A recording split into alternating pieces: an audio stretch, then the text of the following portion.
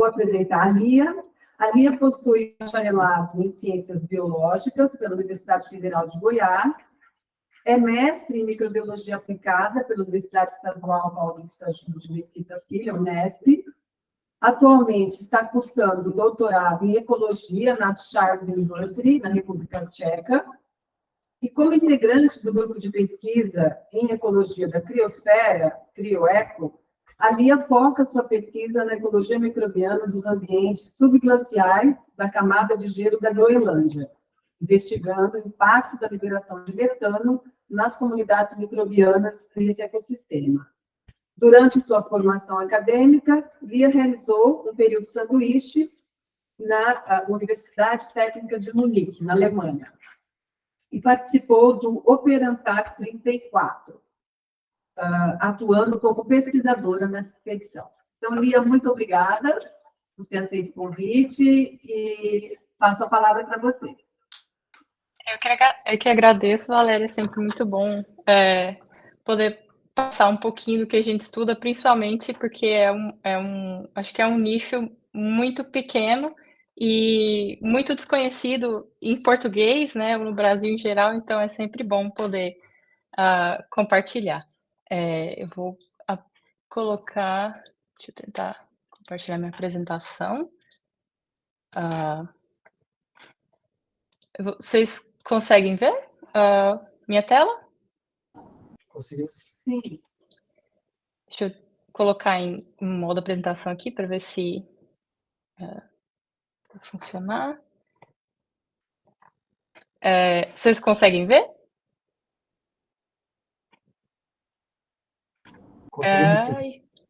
Tá. Gente, é porque agora eu não consigo ver vocês. Eu estou em duas telas aqui, agora eu não sei como mexer, mas enfim. Então, qualquer coisa, por favor, falem, porque senão eu não vou conseguir ver algum gesto, tá? Beleza. Bom, então, hoje eu trago um pouquinho do projeto do qual eu faço parte. Eu gostaria de falar um pouquinho sobre o tema do projeto, no qual o meu doutorado está inserido, né? Então, eu vou começar primeiro dando uma contextualizada no ambiente no qual esse projeto está inserido, para a gente entender melhor também. Isso é uma parte fundamental. E depois eu vou apresentar parte dos resultados que a gente já teve no projeto até agora. Então, a gente precisa começar falando da criosfera, né, que é a parte da superfície terrestre onde a água está na forma sólida.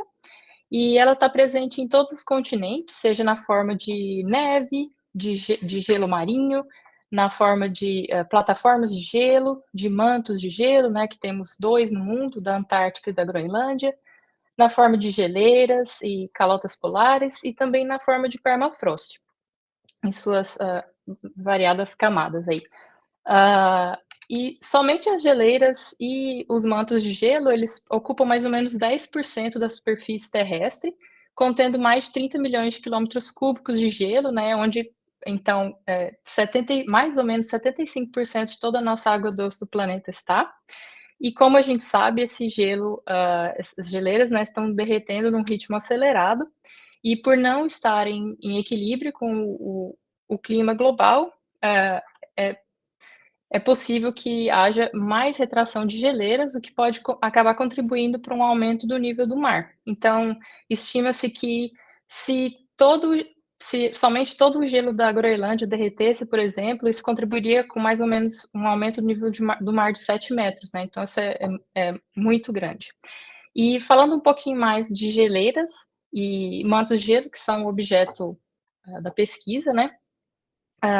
As geleiras até não muito tempo eram consideradas como ambientes destituídos de vida, onde somente processos químicos e físicos aconteciam, mas já mais ou menos no começo da década de 2000, elas passaram a ser consideradas como biomas em si, e são reconhecidos hoje em dia 3 distintos ecossistemas em geleiras, que são nominalmente o ambiente supraglacial, o ecossistema supraglacial, que vocês acho que ouviram bastante numa palestra anterior do Alexandre Anésio, né? O ambiente englacial, que é no gelo, dentro do gelo, e o ambiente subglacial, que está na interface da camada de gelo com a rocha base ou a camada de sedimento que está na base das geleiras. Então, eu vou dar uma pincelada bem resumida nesses ambientes, para a gente chegar no foco de estudo do projeto. Então, o ambiente supraglacial, ele é o mais conhecido, e mais acessível de todos, né, e também por isso mais estudado. Então, quando a gente vê uma foto de uma geleira, ou da Antártida, Groenlândia, dos Alpes, nos Andes, sempre a gente associa a esse sistema supraglacial, que é o que a gente primeiro consegue ver, né? Se você visitar uma geleira, você vai estar em cima do gelo, então você vai estar nesse ambiente. Ele é um ambiente muito, muito, esqueci a palavra, muito sujeito a intemperismo, então ventos fortes, a radiação ultravioleta, e ele apresenta nichos ou ambientes distintos na sua superfície. As fontes de energia nesse ecossistema supraglacial são primariamente provenientes da radiação solar, que possibilita a fotossíntese, né? Então, micro-organismos fotossintetizantes conseguem produzir carbono orgânico e, assim, alimentar a cadeia nesses ambientes.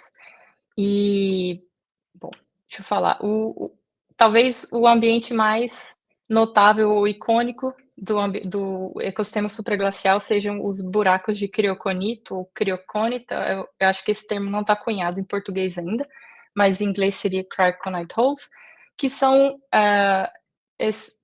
esses buracos que são formados a partir da deposição de partículas inorgânicas ou até mesmo orgânicas no gelo, que, por serem mais escuras que o gelo, começam a se aquecer e a derreter o gelo, formando esses buracos. Eles estão presentes em toda a área de ablação de geleiras e mantos de gelo, e os seus habitantes principais são cianobactérias, né, que são o produtor primário nesse ambiente, mas também temos bactérias heterotróficas, vírus, fungos e até mesmo alguns microeucariotos, como tardígrados, como esse da foto, e rotíferos. Um outro ambiente também comum no ecossistema supraglacial são lagos supraglaciais, que são formados durante a época de degelo, e como vocês veem na foto, eles também têm essa acumulação de partículas parecida com o que temos nos buracos de criocônito.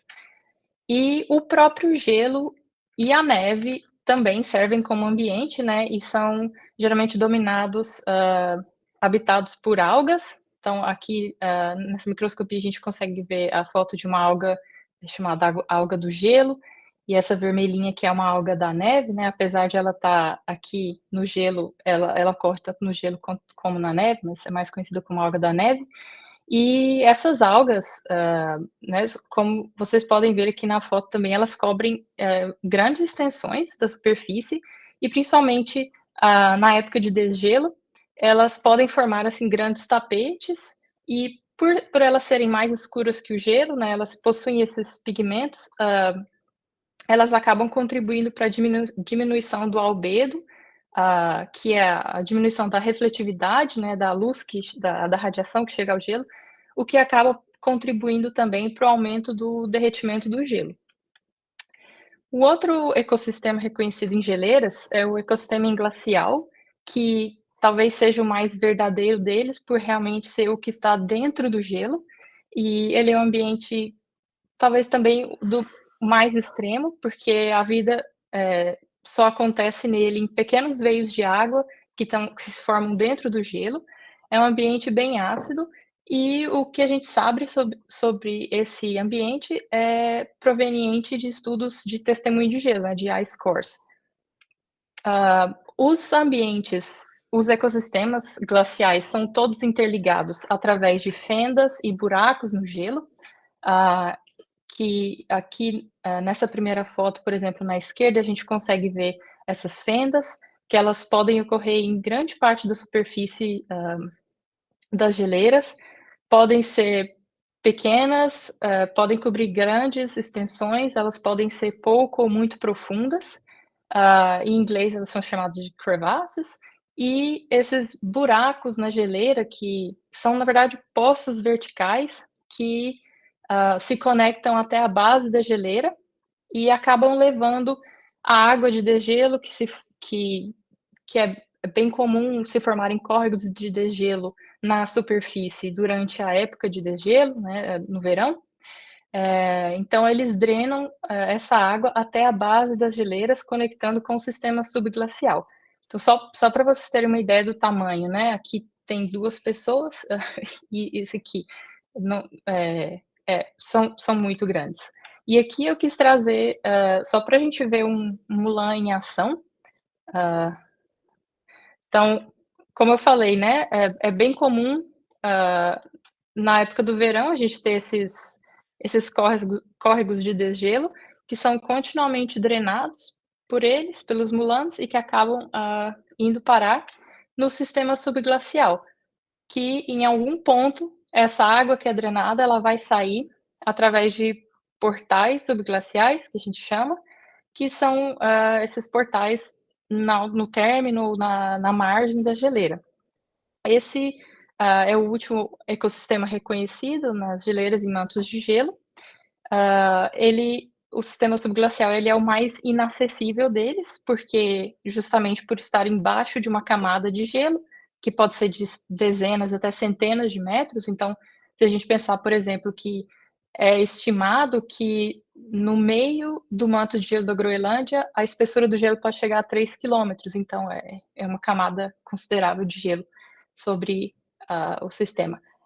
E, bom, como eu falei, esse ambiente é o mais inacessível, e ele é formado em épocas de avanço glacial, então quando as geleiras avançam sobre o terreno, e ele é destruído em épocas de recuo glacial, quando esse ecossistema acaba se transformando em outro, né, que é o sistema proglacial.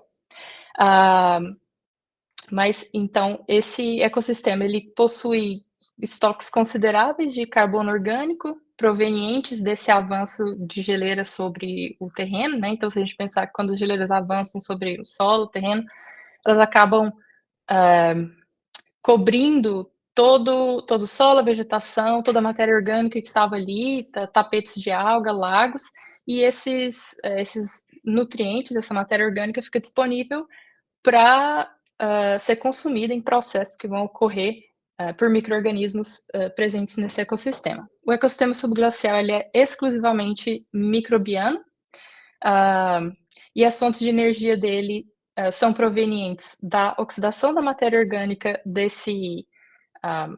dessa matéria orgânica que foi encoberta, né, durante períodos de avanço glacial, que às vezes a gente chama de legacy carbon, em parte também pela oxidação de matéria orgânica fresca, trazida pelos mulans, né, trazida pelo influxo dessa água de degelo que chega até o ambiente subglacial, mas isso em menor escala, e também é proveniente da oxidação de minerais que são liberados pelo intemperismo da rocha que está ali na base da camada, né? Então a gente tem que pensar que você tem a camada de gelo e as geleiras elas estão sempre em movimento e esse gelo ele está fazendo uma fricção na rocha e acaba erodindo essa rocha e liberando alguns minerais, né, que vão ser usados como fonte de nutrição. E aí, a oxidação dessa matéria orgânica, juntamente com alguns minerais, pode levar a que algumas partes desse ambiente subglacial desenvolvam anóxia, né, que é a ausência de oxigênio, que por sua vez torna o ambiente muito propício para a produção de metano e também de gás carbônico, né? E esses gases eles podem acabar sendo podem acabar sendo liberados desse ambiente, ou por fendas, né, como aquela que a gente viu na foto anterior, ou saindo através dessas águas de degelo que saem nos portais subglaciais. Bom, e como eu falei, né, o ecossistema subglacial ele é o mais inacessível de todos, então a gente pode estudá-lo de uma forma indireta, que é através do estudo dessa água e desse sedimento, que está em suspensão nessa água, mas para ter uma ideia real, uma janela direta para esse ambiente, a gente precisa realizar uma perfuração no gelo para realmente poder acessar a base da geleira e conseguir coletar o sedimento que está nessa base. E eu vou voltar um pouquinho mais nesse assunto no final da minha fala. Então, agora entrando um pouquinho mais na motivação do estudo, né, no porquê desse projeto. Há alguns anos já sabemos que existe essa liberação de metano na margem oeste do manto de gelo da Groenlândia, e só para a gente relembrar, né, que caso tenha alguém que não tenha um background mais científico aqui, mas metano e gás carbônico também são gases do efeito estufa, né, que são gases que conseguem absorver e reter e liberar calor na atmosfera. E esses estudos anteriores, então, viram que existe essa liberação de metano, principalmente na época de degelo, então junho, julho e agosto, tendo sido detectado tanto na atmosfera quanto dissolvido na água. E, no entanto, esses estudos sempre estavam focados só em um local, em uma região da Groenlândia, né, que é essa região aqui de Kangerlussuaq, e tem um motivo para isso, porque, só uma curiosidade, é um povoado, na verdade, né, não tem nem 500 habitantes aqui, mas é o único lugar da Groenlândia em que existe uma estrada que liga diretamente à margem do manto de gelo, então o que facilita muito o acesso à margem, também, né, o transporte de equipamentos, a pesquisa em si, facilita a logística, porque fora isso você só consegue acessar as geleiras ou por helicóptero ou por barco, se elas terminarem no mar. Então, como existia essa lacuna, né, na ciência, a gente, com o nosso projeto, que é intitulado, né, Produção Microbiana de Metano e a Liberação desse metano, na da do manto de gelo da Groenlândia, que a gente apelidou de March4D, a gente tentou preencher a lacuna através de uma expansão do nosso esforço amostral. Então, a gente fez um transecto norte-sul de mais ou menos 2.000 quilômetros para tentar entender, melhorar esse entendimento espacial da emissão de metano, né? Então, para conseguir aumentar isso para numa escala de realmente de toda a margem oeste. E para isso, então, nós coletamos água tanto nós coletamos metano, né, dissolvido na água, tanto saindo de portais subglaciais, de córregos marginais, de geleiras e também de afloramentos. Eu já vou mostrar o que é um afloramento nesse contexto. Então, aqui na imagem à esquerda, a gente consegue ver um portal subglacial, uma visão aérea, e aqui a água que está saindo do ambiente subglacial. E reparem, né, como essa água é bem turva, ela está carregada de sedimento de suspensão, que realmente está sendo lavado todo, está vindo ali debaixo da geleira. E aqui no lado direito, a gente tem a foto de frente desse mesmo portal. Então, nós coletamos água para podermos fazer a medição do metano e também coletamos água para fazer análise microbiana. Então, eu vou colocar, trouxe um vídeo aqui só para exemplificar. Então, isso aqui é um afloramento, por exemplo, então, você está no término da geleira. Então, aqui, a gente usava essas garrafas para coletar água, e aí a gente precisava ficar sacudindo a garrafa para. Opa! Vou botar aqui. A gente precisava ficar sacudindo essa garrafa para tirar o metano do equilíbrio com a água, para poder extrair ele com gás, no headspace da garrafa, né, nessa parte superior. Aqui dá para ver que a gente tem esses acoplamentos e aí depois a gente tem um analisador de, gás do efeito estufa portátil, então a gente acoplava a garrafa nos tubos do analisador e a gente conseguia, medir o metano in situ ali na hora. Opa! E aí além, né, também de fazer a medição de metano, a gente coletou água, para fazer análise microbiana, e aí a gente filtramos essa água com filtros tipo Sterivex e extraímos o DNA diretamente desses filtros. E fizemos a identificação microbiana, através de metabarcoding do 16S. Então, como vocês podem ver nessa imagem, né, a gente conseguiu, detectar metano em todos os locais amostrados, sendo que, né, em todos os locais a gente tentou coletar pelo menos, no mínimo, 2 geleiras, né, então o local mais amostrado foi Kangerlussuaq, o mais difícil foi esse, que é muito extremo, muito remoto, a gente, se não me engano, foram 3 ou 4 geleiras, ou 4 amostras aqui.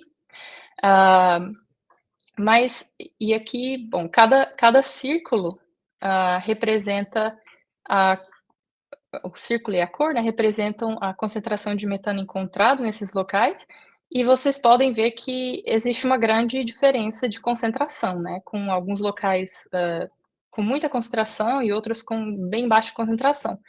O que possivelmente é devido a um efeito de diluição, porque ao mesmo tempo que nós amostramos, ah, córregos marginais que eram pequenos, a gente teve, por exemplo, né, lugares como esse afloramento também, como o outro que eu mostrei, que então esse metano acaba se diluindo, então talvez a concentração aqui seria ainda muito maior do que a gente conseguiu medir, né, mas por esse fator de diluição a gente acaba realmente, ah, perdendo essa concentração. Bom, então a gente, baseado nessas concentrações que a gente encontrou, a gente decidiu dividir, nossos locais de coleta arbitrariamente de acordo, com a concentração de metano que encontramos nela, então em 3 categorias diferentes. Locais com níveis atmosféricos de metano, que o nível, ou seja, locais em que os níveis de metano encontrados estavam em equilíbrio com os valores atmosféricos, que a gente considerou menor que 4,9 nanomóis, locais com um valor elevado de metano, entre 4,9 e 490 nanomóis, e locais que nós consideramos como hotspots de metano, ah, com valores acima de 490 nanomóis. Só um segundo.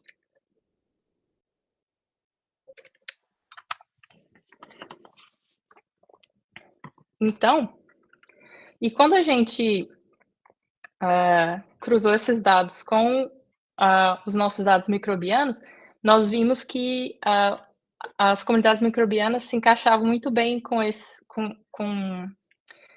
padrões de concentração que a gente encontrou. Aqui só, caso tenha alguém que não seja muito familiarizado com esse tipo de gráfico, né, aqui é um gráfico de uma análise de componentes principais, em que cada círculo representa uma amostra, né, uma comunidade microbiana de um local amostrado. Então, eu coloquei as cores, para vocês, para serem referentes aqui aos locais onde forem amostrados, e desse gráfico a gente consegue ver bem que, existe um cluster separado das comunidades, provenientes de locais que a gente considerou hotspots, em relação aos outros locais, né. E o interessante é que apesar de a gente ter, coletado, né, de um transecto muito grande, essas as comunidades microbianas, elas não se diferenciam geograficamente, né, mas sim, aparentemente, pela concentração de metano, né, principalmente os hotspots. E apesar de a gente saber que a maioria desse metano é de origem microbiana, né, a gente sabe isso através da análise de isótopos estáveis que foi feita essa análise em um estudo anterior e também fizemos, durante o nosso projeto. Quando a gente olha para a comunidade microbiana, para a abundância relativa dos micro-organismos dessas comunidades, a gente não vê, a gente quase não vê nenhum sinal dos micro-organismos produtores de metano, os micro-organismos metanogênicos, as arqueias. Eles representam menos de 0,001% da abundância que a gente tem, assim, é quase negligível. Mas a gente consegue ver que, por exemplo, os ambientes que a gente considerou como hotspots de metano, eles têm quase metade da sua comunidade dominada por micro-organismos metanotróficos ou metilotróficos, né, que conseguem fazer o consumo desse metano, a oxidação desse metano, enquanto que os outros locais têm uma abundância mais baixa desses micro-organismos, né? Então tem uma composição diferente. E mesmo assim, todos eles têm bastante da família Commonadaceae, que é uma família bem comum em ambientes glaciais. E a gente quis saber quais micro-organismos possivelmente estariam contribuindo para essa formação desse cluster, para essa diferença nesses grupos, né? E a gente viu que para os ambientes que são hotspots de metano, os micro-organismos que mais contribuem para essa diferença são realmente os consumidores de metano, né, ou metilotróficos, né, como Crenotrix, Metilotenera, Metilobacter, enquanto que para os outros ambientes que nós consideramos com níveis elevados ou níveis de metano atmosférico, os organismos que contribuem para essa diferença são Rhodopteryx, Polaromonas, que são dois gêneros muito comuns também em ambientes glaciais, e para ambientes atmosféricos, por exemplo, a gente tem Flavobacterium, que também é até comum em ambientes glaciais, contribuindo para essa diferença. E deixando o metano um pouco de lado e olhando só para a comunidade, no geral, a gente vê que, né, aqui, bom, cada parte aqui é uma amostra, ah, a comunidade microbiana é basicamente dominada por proteobactéria, principalmente gama proteobactéria, desculpem, depois por actinobacteriota e acidobacteriota. E a mensagem final que eu gostaria de deixar, então, é simples, que a gente pode usar esse conhecimento microbiano como indicadores de hotspots de metano, né, então, como um primeiro passo, por exemplo, porque é mais barato, apesar de sequenciamento ainda ser caro, mas é mais barato do que, por exemplo, ir para campo com um analisador de metano, e que apesar de a gente saber, né, que existem essas emissões de metano, a gente viu que pode haver um potencial de mitigação, dessas emissões pela oxidação de metano, através desses micro-organismos. E, então, os próximos passos do projeto são analisar as amostras, de testemunho de sedimento que a gente conseguiu coletar agora ah, nesse trabalho de campo agora de julho, a gente voltou em julho, nós conseguimos coletar mais ou menos, nós conseguimos coletar 4 cores, né, 4 testemunhos de sedimento. Então a gente vai, ao analisar esses testemunhos, a gente vai realmente ter uma janela direta para o ambiente subglacial, né, e poder comparar a diversidade e ver se realmente, é similar com o que a gente consegue obter de forma indireta. E também, mais importante, a gente vai conseguir fazer experimentos de incubação que vão permitir que a gente coloque números nessas emissões. Então, que a gente vai conseguir realmente medir a produção e o consumo desse metano, para depois a gente poder colocar em dados de modelagem e realmente entender qual é o impacto dessas emissões no ciclo global do carbono. E, bom, e era isso que eu tinha para falar.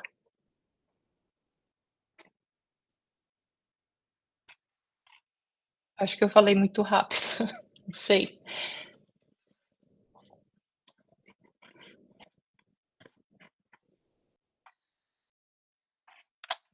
Gente, eu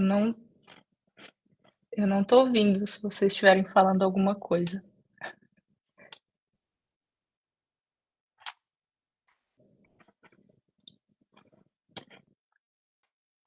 Será que travou?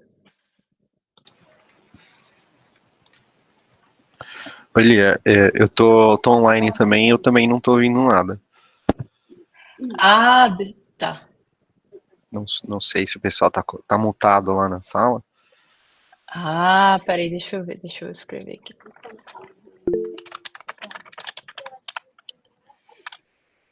O Daniel acabou de responder no chat aqui que ele pediu um momento, que eles estão tentando falar lá. Ah, tá certo.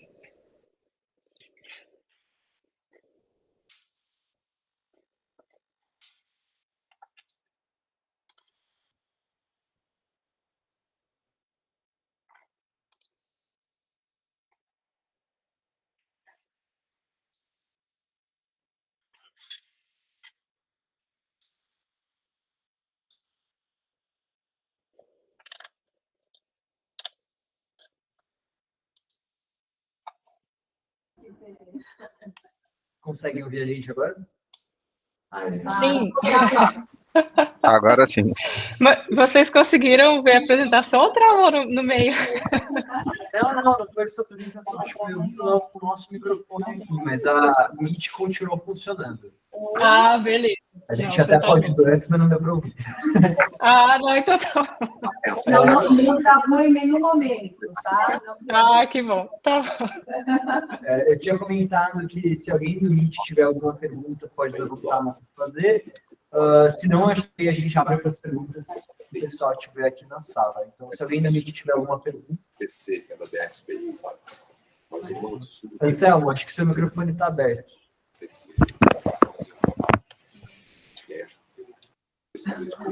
Desculpa, gente, é que eu tô no escritório aqui, tem bastante gente falando em volta, perdão.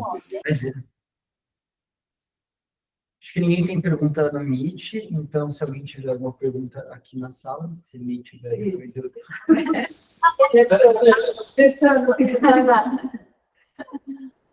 Lia, você me ouve? Ouço. Tá bom. Eu achei muito interessante, né? Porque você está avaliando, na sua análise da diversidade, o que aparece mais de diferente são as metanotrópicas, né? Então, quando você fala dos proxies, você está comentando que são elas que a gente vai buscar, ou você acha que os outros grupos que aparecem, que não necessariamente são ligados a elas, também você encontra alguns que podem ser indicadores, por exemplo, da diversidade? Bom, para a questão do metano, acho que seriam elas mesmas, como a gente poderia usar como proxies, né? Mas para a diversidade em geral, a gente pode usar outros grupos. Porque realmente, eu não sei se você está vendo se existe alguma inter-relação, assim, eu tenho muita curiosidade dessa parte de avaliar se há interações que se repetem ou que são associadas aí à atividade delas. Não sei se você... Ainda não, a gente ainda está em processo de análise dessas amostras, então ainda tem muita análise para fazer ainda.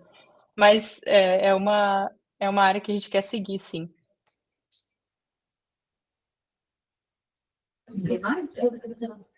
Oi, Lia, tudo bem?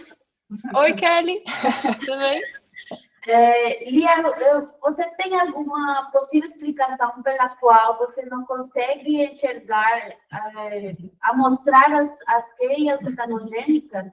Você acha que é uma limitação da técnica metataxonômica? Você tem pensado, talvez, que não sei, utilizar outro tipo de prática, algo assim? Porque nessa produção alta de metano, a gente não espera que tenha muitas arteias metanogênicas, né? Sim, essa é uma excelente pergunta. A gente acha que é porque as arqueias estão bem numa camada muito profunda do sedimento, e esse sedimento não é todo varrido, todo levado, né, pelas águas de degelo, então provavelmente ele não é perturbado o suficiente, e por isso elas não aparecem quando a gente faz o perfil microbiano. Mas a gente espera vê-las agora nessas amostras de testemunho de sedimento que a gente encontrou. Legal. Lia, eu também ia seguir nessa linha, né, das arqueias, porque justamente é o que vem à cabeça, né? Se você não detecta de onde vem todo esse metano.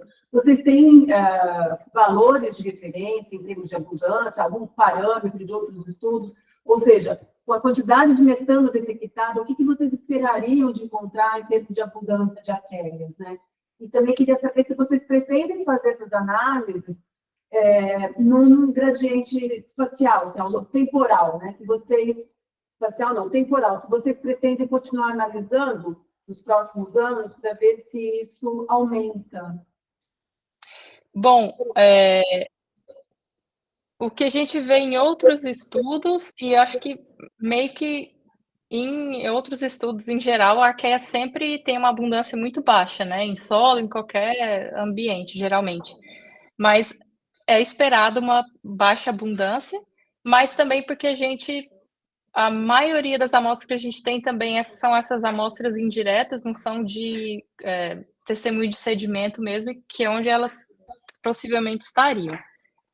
Mas eu não sei, talvez dizer um número específico, mas eu não esperaria uma abundância, talvez uma abundância mediana, não sei. E quanto à segunda pergunta, a gente não pensa em fazer esse estudo temporal, porque o projeto já está se encaminhando para o final, assim, então a gente não tem mais nenhum trabalho de campo para fazer, mas, por exemplo, tem um pesquisador, colaborador nosso, que ele tem feito, que inclusive é o autor desse primeiro estudo que eu mencionei, que mediu as emissões de metano dissolvidas na água, que ele tem feito medições temporais, né? Então, locais, né, em uma geleira só, e ele tem feito medições temporais, mas não só de arqueias, mas da comunidade toda, assim, para ver como os padrões mudam de acordo com as estações e de acordo também com o fluxo da água. Porque dependendo até do dia, você tem uma descarga de água muito diferente, de um dia para o outro, de um horário para o outro também. Então, e que é uma coisa que a gente vê até quando a gente está acampado no gelo, assim, que tem dias que são muito mais quentes e você vê que tem um desgelo muito mais rápido, muito maior, e aí à noite, né, não tem, o sol não se põe, mas assim, quando a temperatura baixa um pouquinho, você já vê que, por exemplo, alguns córregos já estão com uma água muito mais baixa, né, e isso também se reflete na saída dessa água ali no término da geleira. Obrigada. Oi, Lia, obrigada. Oi, Juliana. Foi ótima. Faltou você contar um pouquinho para a gente dos perrengues aí da sua coleta para conseguir ter de gelo, né? Você vem aí. Eu trouxe um bônus aqui, que é um vídeo sobre como funciona a perfuração, como é fazer uma perfuração no gelo, que eu acho que não é uma coisa corriqueira, né? Eu trouxe como uma curiosidade. Deixa eu compartilhar. Nem tudo são flores, né? Quase nunca. Foi uma saga, né, Lia? Vocês conseguem ver minha tela? Sim. Conseguimos. Tá. Bom, eu mutei o vídeo porque é muito barulhento. Então, como funciona, né? Assim, só uma consideração, porque a maioria das perfurações que a gente está acostumado a ver nas pesquisas ou na TV também, na mídia, são perfurações de testemunhos de gelo que são muito diferentes do que a gente fez, né? Que aqui a gente precisa, na verdade, se livrar do gelo para a gente conseguir acessar a camada, a base da geleira. Então, como funciona, né? A gente primeiro precisa captar água, então a gente capta água como de algum córrego supraglacial, né? E aqui, como tinha essa fenda enorme, a gente tinha um abastecimento de água contínuo. Então a gente capta água com essas bombas. Essa água passa por 2 filtros, porque a gente, né, não pode trazer nenhuma contaminação para esse ambiente. Então, essa água passa primeiro por um filtro de 5 micrômetros para tirar as partículas maiores, depois ela passa por um filtro de 0,2 micrômetros, então para tirar os micro-organismos. Depois essa água ainda passa, ela é esterilizada, ela passa pela luz UV aqui, né? Então ela é irradiada. Depois ela vai aqui, só para vocês verem o barulho. A gente não consegue ouvir. Ah, vocês não conseguem ouvir? Tá. Não estão perdendo nada, que é muito barulhento. Só queria exemplificar. Porque, bom, então a água, depois de ser filtrada, esterilizada, ela chega nessas máquinas, são basicamente boilers, que vão aquecer a água a 95 graus, pressurizá-la. Então, eles são muito barulhentos. E aí, quando a perfuração começa, é o tempo inteiro, sem parar, esse barulho. E aí, essa água, então, filtrada, irradiada, pressurizada e quente, ela entra nessa mangueira que está nesse carretel. Essa mangueira ela tem uma malha de Kevlar, né, que é aquele mesmo material de colete à prova de bala, então é muito resistente. E aí a gente usa essa mangueira com essa água pressurizada quente para ir perfurando o gelo. Então esse é o borehole, né, o poço, o buraco que a gente fura. E aí, essa água vai sendo jogada ali, vai derretendo o gelo, e na hora que a gente atinge a base, a gente atinge a base da geleira, como tem um sistema de drenagem eficiente na base, no ambiente subglacial, essa água sai, toda a água que estava ali, ela escorre, e aí a gente tem uma diminuição do peso, né? Tem todo o controle do peso, da mangueira, a célula que controla o peso. Então a gente consegue saber quando atingiu a base, porque o peso diminui, porque você encosta, né, na base, e aí a gente sabe que atingiu a base, aí começa a tirar a mangueira, aí tem que ser devagar, e aí a gente tem que preparar todo o equipamento, esterilizar e tudo para fazer a coleta de sedimento. Um pouquinho trabalhoso. Mas acho que vale contar um pouquinho o quão trabalhoso é, né? Que eu acho que a maioria é acostumada com as coletas na Antártica, né? Que sabemos bem como é mais fácil. E agora, como faz para tudo isso chegar na Groenlândia, né? Todo esse equipamento, toda essa logística, eu acho que isso é uma coisa bem interessante, assim, para você compartilhar. Que foge muito da nossa realidade e do que a gente já conhece.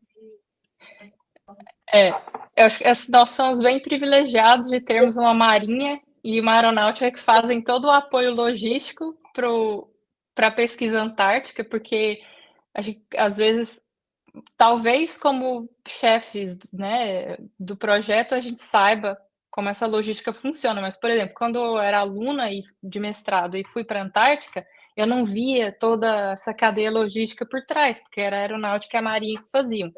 E aí, quando eu vim para cá, a gente tem que fazer tudo, somos nós mesmos que temos que fazer, e é muito trabalho, assim, o meu orientador fala que praticamente, não, mais de 50% do orçamento do projeto não é para ciência, é para logística, é para pagar helicóptero e transporte, porque é muito caro e todo o equipamento, né? Então, só para vocês terem ideia, essa mangueira que eu mostrei, só a mangueira custa 30 mil euros. Então, assim, o equipamento é muito caro também. Mas, enfim, primeiro, para a gente chegar lá, a gente precisa. Então, bom, a ciência microbiana, ou ecologia microbiana na Groenlândia, ela funciona somente não, mas majoritariamente na época do verão, que é a época de degelo, que, né, o provérbio onde a água, a vida é válido, né, então a gente trabalha na época de degelo, onde tem água líquida, e então a gente geralmente vai em junho ou julho. Então, em maio, já a gente tem que despachar todo o equipamento, né, a carga, para a Groenlândia, tem que despachar antes. E aí a gente então tem que a gente despacha esse equipamento até a Dinamarca, de lá ele vai de barco até a Groenlândia e chega no mesmo momento, geralmente, que a gente está chegando, então demora também. Aí, bom, para projetos que, assim, tem um Synergy Grants que realmente aí são o teto de dinheiro que você pode ter, por exemplo, na União Europeia, aí eles têm mais dinheiro e conseguem, por exemplo, fazer o transporte de tudo com helicóptero. Como o nosso não é esse, a gente tem que transportar tudo de carro até a margem da geleira, que também é trabalhoso, e aí a partir da margem a gente faz todo o lançamento com helicóptero, então colocar nas redes, e aí ser transportado, depois a gente também chega lá, e aí chegando, nesse caso, na experiência que eu tive, né, que a gente fez 2 acampamentos no gelo. Aí tem que desmontar tudo, começar a montar o acampamento. E, por exemplo, ano passado, nós fizemos a perfuração de 2, foram 2? 2 boreholes, e a gente teve problema com o equipamento, a gente não conseguiu coletar nada, assim, só água, a gente não conseguiu coletar sedimento. Então, aí você tem que lidar com a frustração também e saber administrar isso. E esse ano a gente também teve, assim, alguns problemas durante a nossa temporada, assim, mas no final conseguimos coletar nossas amostras muito preciosas, então é isso. Tem que administrar, assim, frustração e expectativas muito bem nesse tipo de pesquisa. Lia, eu tenho mais uma pergunta, tentando já um pouco nesse sentido de, às vezes, dificuldades, né? Primeiro, na verdade, queria, muito obrigado pela apresentação, achei que foi muito boa. É interessante ver esse outro lado, o outro lado do globo, né? Que a gente convive com o pessoal aqui trabalhando com Antártica, apesar de eu não trabalhar. Mas, assim, a gente vê o pessoal trabalhando na Antártica, muitas vezes o pessoal tem muita dificuldade em extrações de DNA e algumas coisas assim, né? Em concentração. Por quê? Eu ia perguntar antes se vocês pretendiam fazer algum outro tipo de análise geômica. Mas eu sei que muitas vezes a concentração de DNA é um limitante para essas outras análises. Eu queria saber como que isso é na relação que vocês têm nesses ambientes. É a mesma coisa. São amostras dificílimas de extrair, então a gente desistiu de analisar RNA, por exemplo, porque ele não consegue extrair. E assim, a gente mal consegue material para fazer metagenômica mesmo, verdadeira, né? Assim, a gente só consegue fazer análise de 16S e olhe lá, porque é muito difícil extrair material. Assim, é bem, às vezes até frustrante trabalhar com essas amostras, porque parece que tudo que você faz não dá resultado, assim. Então, por exemplo, eu já estou prevendo muita dificuldade agora para fazer extração do material, desse material que a gente coletou. A minha colega, por exemplo, ela já começou a fazer análise de carbono orgânico e ela já falou assim, fui amassar, não, gente, tô esquecendo as palavras. Fui macerar as amostras e, assim, tá bem claro. Então, já é uma indicação que tem muito pouco material orgânico ali. Provavelmente a gente não vai conseguir extrair muita coisa, né? Mas, desde o começo do meu doutorado, eu comecei a fazer vários testes de extração de DNA, testando vários kits e também, assim, protocolos, tipo o CETAB, né? Protocolos, assim, sem não kits. E vi que até agora o que mais deu resultado foi o Power Max, mas mesmo assim ainda não é o suficiente. Então, se vocês tiverem também alguma dica, estou aceitando, porque. E agora eu vou, assim, agora que a gente filtrou, né, e viu que realmente o Power Max é o que funciona, vou fazer uma nova rodada de extrações e tentar usar diferentes maneiras, de tentar primeiro fazer descolar as células do sedimento, né? Talvez tentar pegar essas células, extraí-las à parte, usar sonicação, usar skim milk, BSI e tentar ver o que a gente consegue. Porque vocês conseguem material suficiente para rodar no Power Max tranquilamente? Então, tipo assim, vocês não têm limitação de quantidade, por exemplo? geralmente nas coletas? Não com as coletas anteriores, não, porque sempre a gente conseguia muito sedimento basal, assim, que estava na margem da geleira. Agora,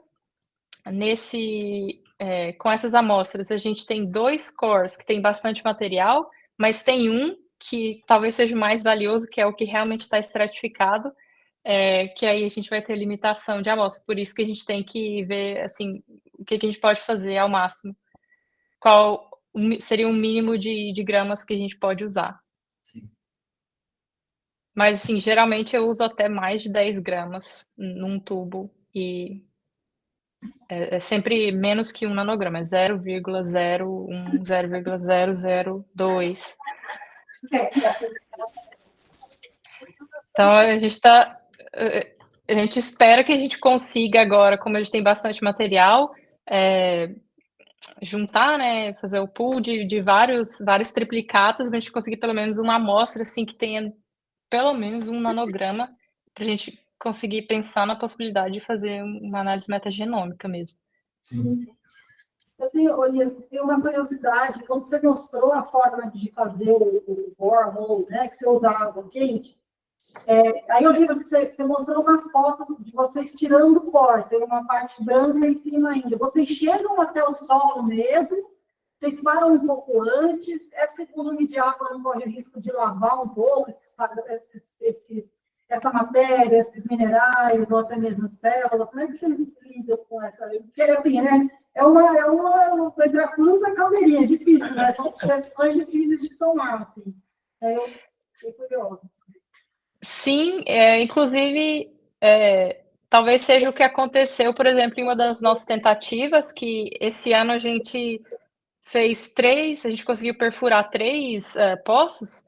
Então, 2 bem profundos, assim, 1,2 quilômetros, e a gente acha que pode ter acontecido exatamente isso, que quando a gente foi usar o amostrador, né, de sedimento, a gente viu que tinha uns arranhados, assim, na beirada dele, que pode indicar que ele estava batendo na rocha mesmo, e a gente acha que aconteceu isso, que talvez o jato d'água tenha, porque a perfuração é complicada, assim, às vezes o gelo ele começa a recongelar, a fechar o buraco muito rápido, então às vezes você tem que parar a perfuração, você tem que expandir o buraco embaixo, assim, é bem complicado. Mas, enfim, e aí a gente acha que esse jato tenha lavado um pouco o sedimento, o pouco sedimento que a gente tinha ali, e a gente acabou só encontrando rocha e não conseguindo coletar. Mas aí depois, num outro local, a gente fez um borehole menor, de mais ou menos uns 300 e poucos, 400 metros, e aí foi de onde a gente conseguiu esses cores. E também é difícil porque a gente guia a escolha do local de perfuração através de dados, assim, geológicos, glaciológicos, né, onde é estimado que tenha sedimento, mas é só uma estimativa, não é ninguém foi lá e furou vários poços e viu que realmente tinha ou não. Então, às vezes, onde era, por exemplo, ano passado a gente ia fazer a perfuração em um local que o estimado era que teriam 800 metros de gelo, a espessura, e acabou sendo 1 quilômetro, então 1 quilômetro faz diferença. 200 metros fazem diferença aí nessa contagem, né? É verdade. Às vezes o gelo não fica tão sólido mais perto do solo, né? Tem uma coisa assim, não sei se tem aquela água de refreshing, sei lá. O perfil de temperatura muda ao longo. Ele é um pouquinho mais quente na superfície, bem frio no meio, e aí na base ele é um pouquinho mais quente de novo. É um desafio mesmo, parabéns aí. Obrigada.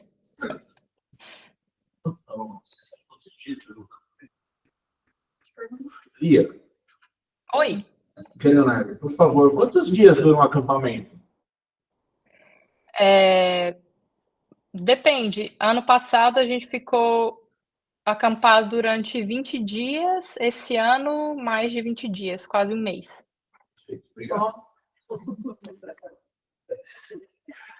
Não é na estação, não é na estação científica do Brasil. Não, era barraca.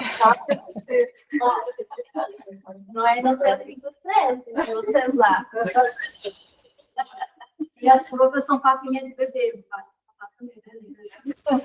É, a comida é liofilizada. Que é só esquentar a água e... Mas é uma delícia. Tem um menu variado. Diferente na Antártica, não tem apoio médico, né? Não tem, né? Não tem suporte. Só tem Não.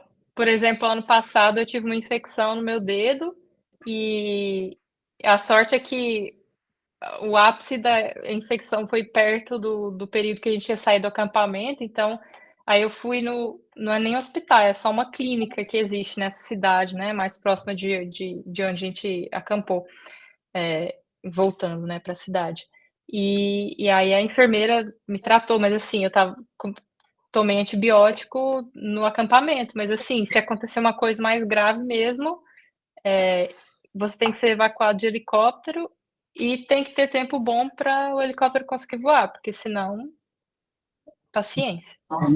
É bem perigoso. Alguém online tem alguma pergunta? Acho que não. Bom, acho que encerramos, então. Novamente, a gente agradece, Lia, a sua disponibilidade, a sua excelente Agradeço. palestra, muito bacana. Acho que a gente pode trocar umas figurinhas aqui. A Jéssica também tem alguma experiência com extração de DNA, aqui de neve, né? Que também tem baixíssima abundância. E... Me manda e-mail. Mas acho que vamos conseguir aí um shotgun, né? Então, acho que pode trocar umas figurinhas aí. Quem sabe ela consegue te dar uma luz aí e você conseguir também aumentar a quantidade de DNA obtida aí. Se bem que as suas Com podem certeza. ter mais, é difícil. É sempre bom, né? Olhar, porque sempre tem alguém numa situação pior. A gente acha que a grama do vizinho é mais verde, né? Mas quando a gente olha... Às vezes o gelo é mais pobre. Mas tá bom. Muito obrigada de novo, viu, Lia? Eu que agradeço. Muito obrigada, gente. Obrigada pelo convite. Até logo, então. Tchau. Bom dia. Tchau, tchau. Para vocês também.